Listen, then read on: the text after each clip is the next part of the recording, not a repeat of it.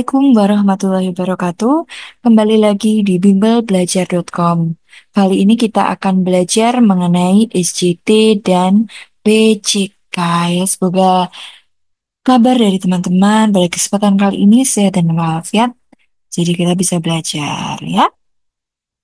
Soal yang pertama, beberapa peserta didik ingin mengembangkan bakat bermain alat musik, tetapi di sekolah belum memiliki fasilitas yang menunjang untuk pembangunan bakatnya.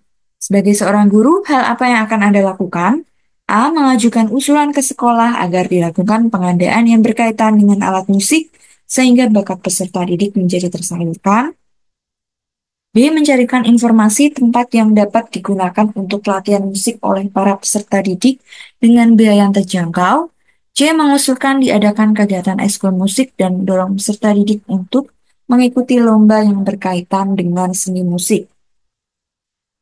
D. Meminta kepada ketua komite sekolah agar dapat mendukung pemberian fasilitas pengadaan alat musik yang nantinya dapat digunakan oleh peserta didik. Nah, kita dituntut untuk memberikan sebuah solusi dari setiap permasalahannya. Dari soal ini, permasalahannya adalah sekolah belum memiliki fasilitas. Nah, untuk yang A, mengajukan usulan ke sekolah. Nah, ini jawabannya bagaimana, teman-teman? Ketika ada permasalahan seperti ini, ketika ya kita sudah usul ke sekolah, berarti hanya berhenti di usul saja. Jadi jawabannya ini kurang tepat ya, teman-teman. Tidak ada langkah konkret selanjutnya. Nah, terkadang unsur itu tidak langsung di ACC ya. Lalu mencari informasi tempat yang dapat digunakan untuk latihan musik. Nah, ini tidak setiap siswa juga memiliki kemampuan biaya.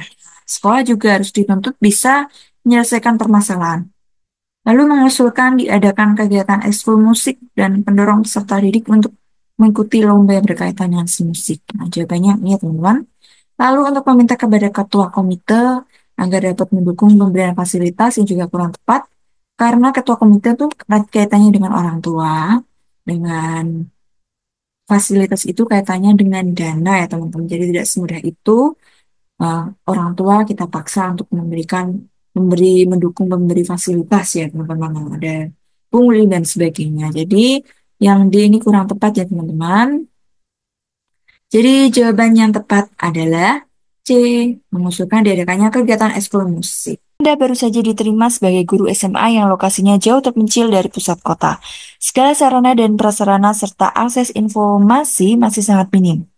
Apa yang akan Anda lakukan saat menghadapi hal tersebut? A. Saya akan tetap bertahan dan menggunakan segala kemampuan secara maksimal, serta senantiasa berusaha mencari cara baru agar peserta didik tetap mendapatkan pembelajaran yang baik. B. Saya akan membuat proposal untuk mencari bantuan pada masyarakat sekitar terkait sumbangan untuk pengadaan sarana dan prasarana. C. Saya akan berkoordinasi dengan Dinas Pendidikan setempat agar lebih memperhatikan kondisi sarana dan prasarana sekolah agar proses belajar mengajar di sekolah tidak terganggu.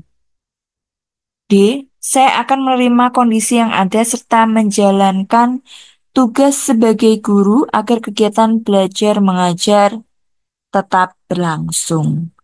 Oke, kira-kira apa yang harus kita lakukan ya teman-teman saat ada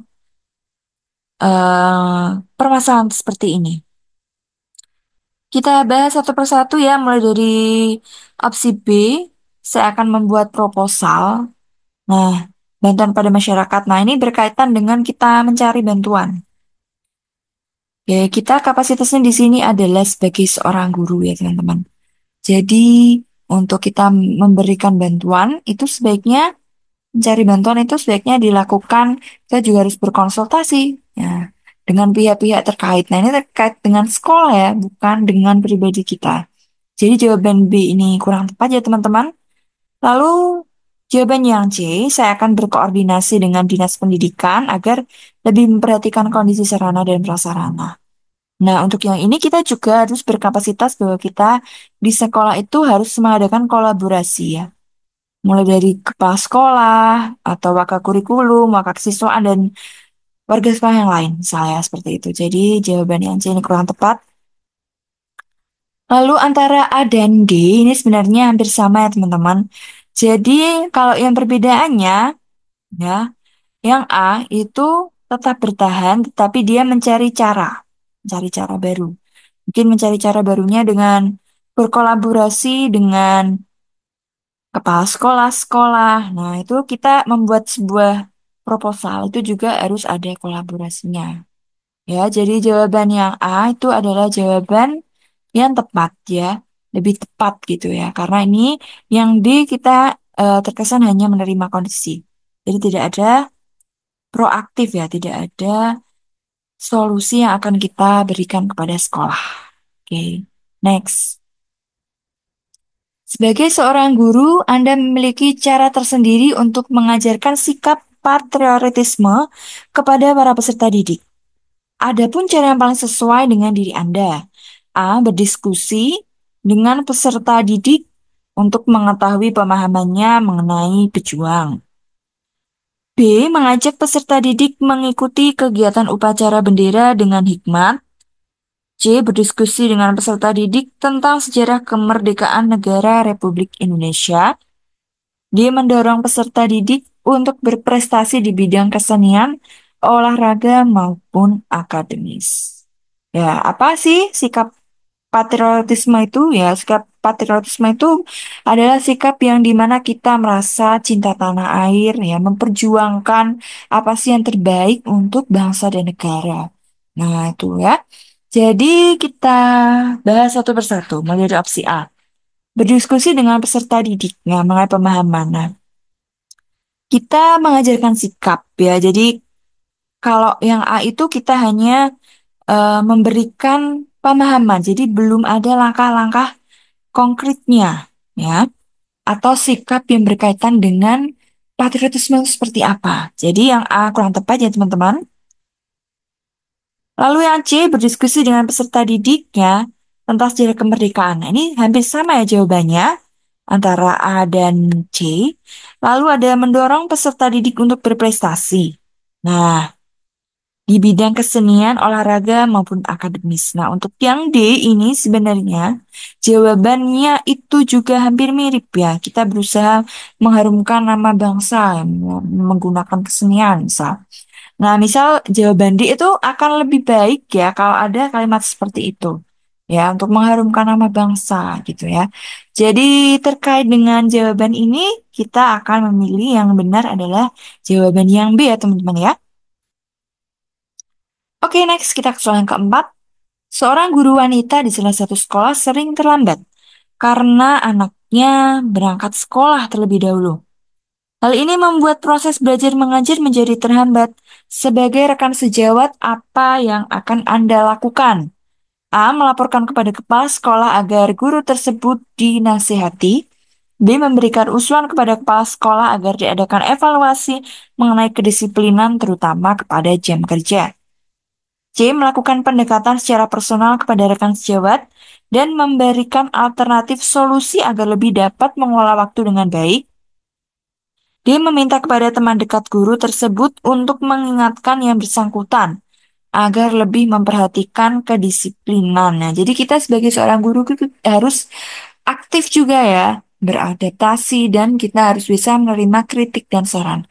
Nah, pada langkah yang ini kita harus mengedepankan komitmen dan loyalitas kerja kita. Saat ada teman yang melakukan kesalahan, apakah kita langsung lapor ya? Kita jawab ya bersama-sama ya teman-teman. Melaporkan kepada kepala sekolah. Nah, yang A ini kita tidak tahu ya, apa sih yang menyebabkan beliau terlambat, kok bisa harus mengantar anaknya dulu, permasalahannya bagaimana? Mungkin ada permasalahan keluarga yang belum diselesaikan ya. Jadi kita harus melakukan sesuatu hal ya teman-teman. Yang A ini kita terkesan menghakimi ya teman-teman, karena kita langsung melaporkan kepada kepala sekolah, tidak melakukan sebuah langkah-langkah untuk memberikan nasihat terlebih dahulu. Apabila belum ada perubahan, kita baru melakukan ke laporan kepada pihak-pihak terkait ya teman-teman ya, seperti kepala sekolah. Jadi jawaban A dan B B dan D itu kurang tepat ya teman-teman. Jadi jawabannya yang betul adalah yang C. Ya. Nomor 5, seorang peserta didik sering melakukan pelanggaran tata tertib sekolah. Pandangan Anda terhadap peserta didik tersebut adalah A. Peserta didik tersebut sulit untuk berubah sekalipun dengan bimbingan dan didikan khusus, karena lingkungan keluarga dan tempat tinggal lebih dominan mempengaruhi perilakunya. B. Peserta didik tersebut memiliki masalah yang belum tertangani sehingga harus dibantu memecahkan masalahnya terlebih dahulu untuk memperbaiki perilakunya. C. Perubahan perilaku hanya berasal dari diri sendiri peserta didik yang bersangkutan sehingga tidak ada yang bisa dilakukan guru kecuali menegakkan aturan secara tegas. D. Peserta didik tersebut memiliki kemampuan merubah perilakunya asalkan guru selalu sabar dalam menasihati dia. Oke, jawabannya apa ya teman-teman? Kira-kira yuk kita bahas mulai dari opsi A. Peserta didik sulit berubah ya, karena lingkungan keluarganya ya, yang mempengaruhi peserta didik. Nah, ini bukan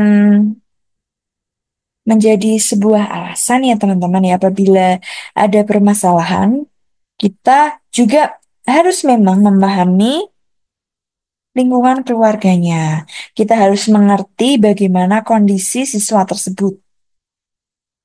Akan tetapi lebih baiknya kita juga memberikan permasalahan itu bagaimana, lalu kita dorong siswa kita tersebut untuk melakukan perubahan dengan kondisinya. Jadi kita sebagai seorang guru harus mendorong dari belakang, ya. Jadi jawaban yang A ini kurang tepat ya teman-teman. Jawaban yang B, peserta didik tersebut memiliki masalah yang belum tertangani, sehingga harus dibantu memecahkan masalahnya terlebih dahulu untuk memperbaiki perilakunya. Nah, ini jawabannya yang tepat ya teman-teman.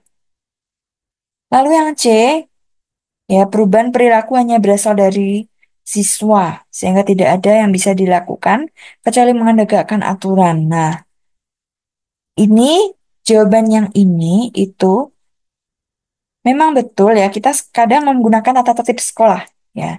Akan tetapi kita juga harus tahu bagaimana kondisi siswa atau karakter siswa atau perilaku tersebut dilatar belakangi oleh apa? Misalnya dari lingkungan keluarga, dari pertemanan. Nah, kita bahas itu bagaimana, mengapa perilaku tersebut bisa muncul. Nah, jadi kita tidak hanya sekedar menegakkan aturan, tetapi harus ada kesepakatan. Apa sih yang kamu alami? Kok kamu bisa seperti ini, gitu ya?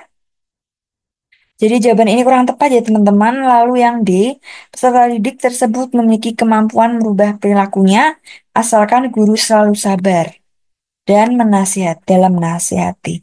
Jadi untuk selalu sabar, ya kita memang sebagai guru harus sabar dan menasihati. Ya, ini kurang lengkap ya menasihatinya itu dalam bentuk seperti apa dan kita bagaimana cara menyelesaikan permasalahan siswa.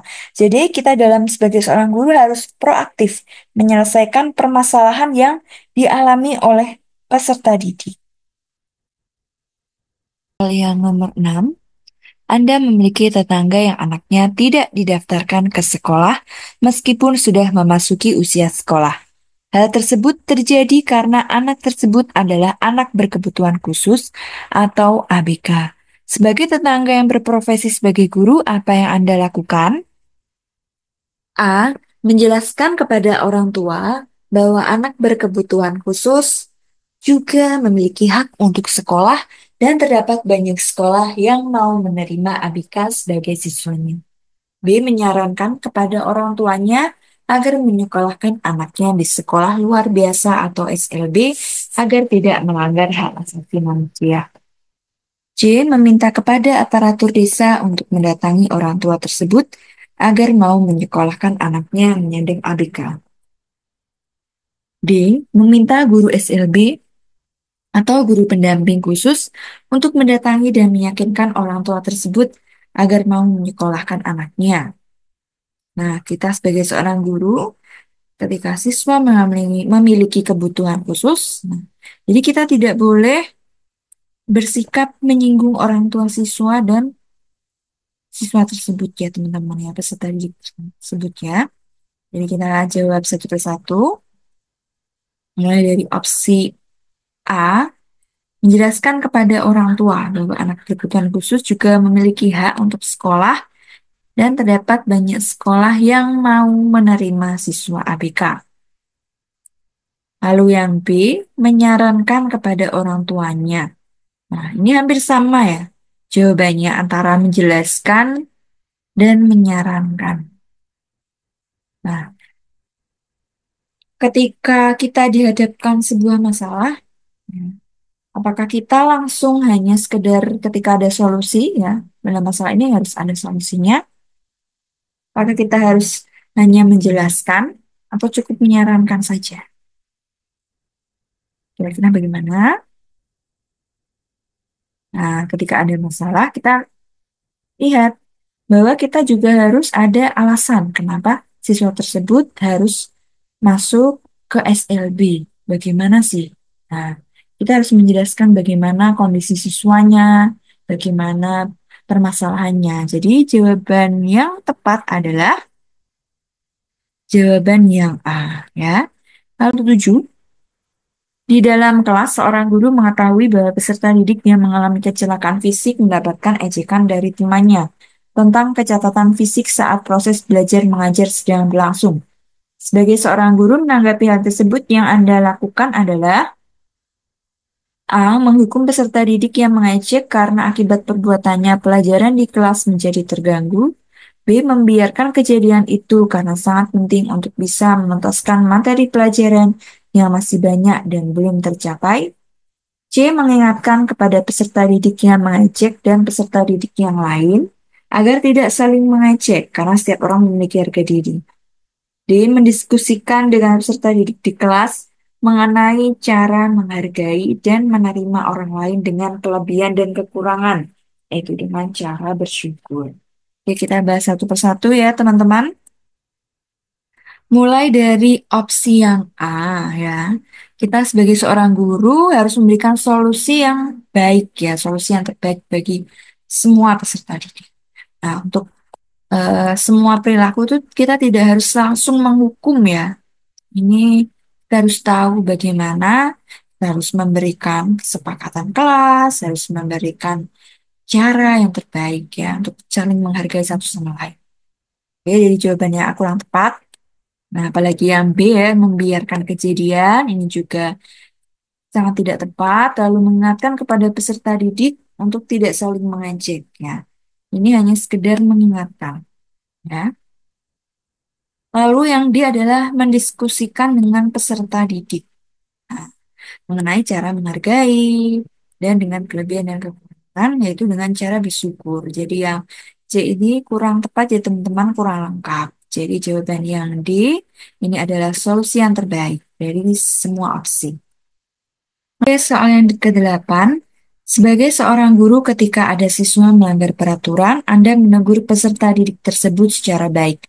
Akan tetapi orang tua dari peserta didik tersebut protes karena tidak terima atas teguran yang diberikan kepada anaknya. Tanggapan Anda sebagai seorang guru menyikapi hal tersebut adalah A. Berusaha menjelaskan kepada orang tua tersebut bahwa yang dilakukan adalah benar kalau memang anaknya ingin dididik dengan benar.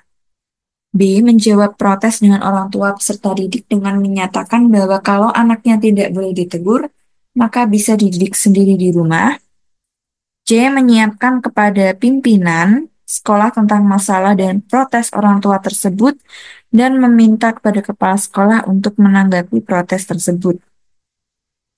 D. Merespon protes dengan tenang serta melakukan dialog dengan orang tua dari peserta didik tersebut untuk menjelaskan proses pemberian teguran tersebut sudah tepat sebagai guru. Nah, kira-kira bagaimana teman-teman ketika ada masalah seperti ini? Kita lihat dari opsi A, ya. Kita sebagai seorang guru ketika ada orang tua seperti ini, ya, kita tidak boleh ya saling menyalahkan ya eh, kebenarannya dari yang A ya. Ini kita sangat temperamen sekali kalau kita menjawab yang A. Kalau memang anak individu benar ya Bapak Ibu harus terima dong kayak gitu ya. Jadi kita juga harus bersikap yang rasional ya teman-teman. Kalau menjawab protes orang tua, kalau anaknya tidak begitu tegur, nah ini juga emosional ya teman-teman. Yang C, menyampaikan kepada pimpinan tentang masalah tersebut. Nah ini juga kurang tepat ya teman-teman. Karena kita ada masalah, kita harus bisa mencari solusi tersebut terlebih dahulu dari diri kita sendiri. Nah, kita lihat yang D. Nah, ini jawabannya adalah merespon protes dengan tenang ya. Jadi kalau kita langsung melapor pada pimpinan, nah, terkesan kita juga agak emosi juga ya teman-teman. Jadi jawaban yang tepat adalah D. Nomor 9, Putri adalah siswa yang pendiam dan memiliki prestasi akademik yang rendah. Namun dia memiliki bakat yang sangat baik dalam bidang seni tari. Sebagai seorang guru, saya menghadapi siswa seperti Putri yaitu dengan cara A. Membiarkan saja karena masing-masing siswa akan berkembang dengan sendirinya. B. Memberikan pekerjaan rumah yang lebih dari yang lain untuk meningkatkan prestasi akademik. C. Membimbing Putri untuk meningkatkan prestasi akademiknya disertai memfasilitasi bakat menari agar berkembang secara optimal. D. Memberitahu orang tua tentang keadaan sebenarnya dan menjelaskan kepada Putri bahwa menari bukan hal yang diperhitungkan untuk keberhasilan sekolah. Ini jawaban yang benar. Kita lihat. Mulai dari A, ini kurang tepat kita membiarkan. Lalu yang B, memberikan pekerjaan rumah. Ini juga kurang tepat ya teman-teman ya. Hanya memberikan pekerjaan rumah, tapi kita walaupun dia punya bakat tertentu, dia harus bisa memiliki prestasi akademik yang lain ya. Mengikuti pembelajaran dengan baik ya. Lalu yang C, membimbing Putri untuk meningkatkan prestasi akademiknya disertai memfasilitasi bakat menari. Nah, ini yang tepat ya teman-teman. Memberitahu orang tua tentang keadaan Putri ya. Bahwa Putri menari bukanlah hal yang diperhitungkan. Ini meremehkan kemampuan siswa ya, teman. Jadi ini salah. Lalu nomor 10, saat mengajar di sekolah terjadi cekcok antara peserta didik yang kaya dengan peserta didik yang miskin dengan membawa isu perbedaan latar belakang satu sosial ekonomi sehingga pembelajaran tidak dapat berlangsung untuk beberapa saat. Upaya yang dilakukan guru untuk mengatasi dan melerai kejadian tersebut adalah A. Meminta berhenti dan menjauhkan tempat duduknya agar pelajaran dapat segera berlangsung. B. Memarahi keduanya dan menyatakan bahwa kalau tidak dapat berhenti, percekcokan akan disuruh untuk keluar dari kelas. C. Meminta keduanya untuk diam agar proses pelajaran dapat segera berlangsung kembali dan mendiskusikan percekcokan tersebut setelah pelajaran selesai. D. Memarahi keduanya dan menyatakan bahwa kalau tidak berhenti percekcokannya, maka nilainya tidak akan jelek di akhir semester. Jawabannya apa ya? Jawaban yang D ini terkesan bahwa langsung menghukum ya. Ini juga yang B juga memarahi ya. Memarahi itu kan ibaratnya menghukum ya. Memberikan hukuman secara verbal. Tidak akses. Lalu yang A ya meminta berhenti. Nah, ini jawabannya apakah kita menemukan solusi di sini? Nah, jawabannya kurang tepat ya. Kita hanya meminta berhenti. Lalu bagaimana dengan masalah mereka? Nah, jadi jawaban yang tepat adalah yang C. Dia lalu mendiskusikan. Oke, sampai berjumpa di sesi berikutnya. Terima kasih teman-teman.